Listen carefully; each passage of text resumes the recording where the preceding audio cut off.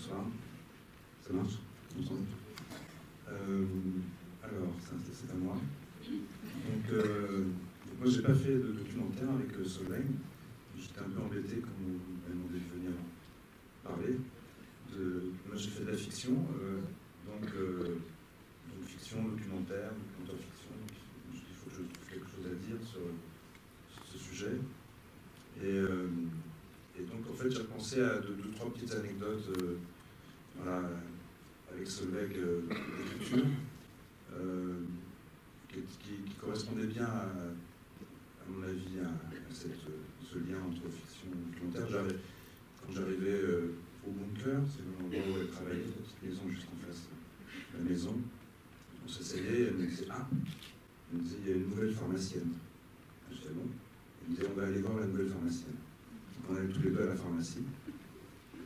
J'étais du Doliprane, et puis après on rentrait. Et puis elle me dit alors qu'est-ce que tu penses? Super. Et puis cette nouvelle pharmacienne venait s'intégrer, devenait un personnage, en tout cas nourrissait un des personnages qu'on était en train d'écrire.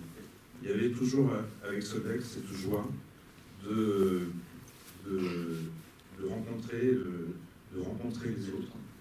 Et de ramener cette matière, enfin c'est un peu de ramener ces gens-là dans l'écriture. Donc c'était en permanence un émerveillement d'être avec elle, parce que grâce à elle, moi j'ai commencé à regarder les autres différemment et moi aussi à m'émerveiller. Il y avait une phrase de, je vais faire un peu savant, une phrase de Scott Fitzgerald qui disait donnez-moi un personnage, montrez-moi un personnage, je vous donnerai une tragédie, je vous donnerai une histoire. Et je pense que c'est là-dessus qu'on s'est réunis, Solveig et moi, c'est-à-dire que moi, en fiction, ce qui m'intéressait, c'était vraiment de partir du personnage. Et elle, le documentaire, et dans tous ces documentaires, il y a ça au centre, c'est le personnage.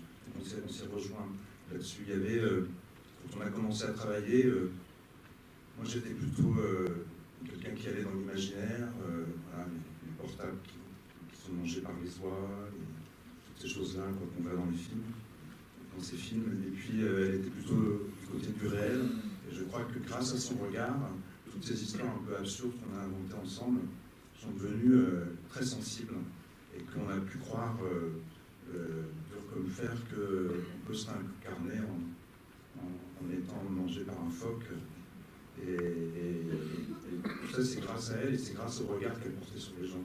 Donc, je pense que la jonction se faisait là et j'ai senti, en travaillant avec elle, et peut-être plus qu'avec d'autres, le rapport qu'elle avait, non pas au réel, mais qu'elle avait au personnage. Et je crois qu'elle essayait toujours de faire des gens qu'elle rencontrait des héros. Et en fait, elle y arrivait tous les jours, en regardant les autres, elle en faisait des héros.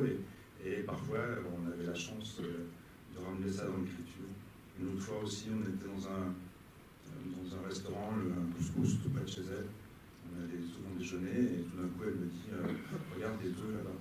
Il y avait deux hommes au bar et donc elle dit mais c'est les frères. Et en fait, on était en train d'écrire Lulu Family. Et on cherchait un peu les frères les deux frères de, si vous avez vu le film, les frères de Charles, joués par Bouli Denel. Donc on est allé les voir, et puis comme souvent, elle les prenait en photo. Donc on s'est pris en photo avec les deux frères, on leur a expliqué que c'était pour un film. On a gardé cette photo assez longtemps avec nous, et ça a nourri l'écriture de nos personnages.